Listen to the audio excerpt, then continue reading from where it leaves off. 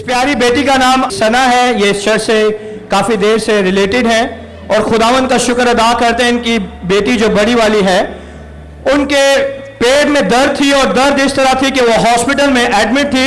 ये प्यारी बेटी है और इतनी शदीद दर्द थी कि राशिद हॉस्पिटल से उन्हें लतीफ़ा हॉस्पिटल में एडमिट कर दिया।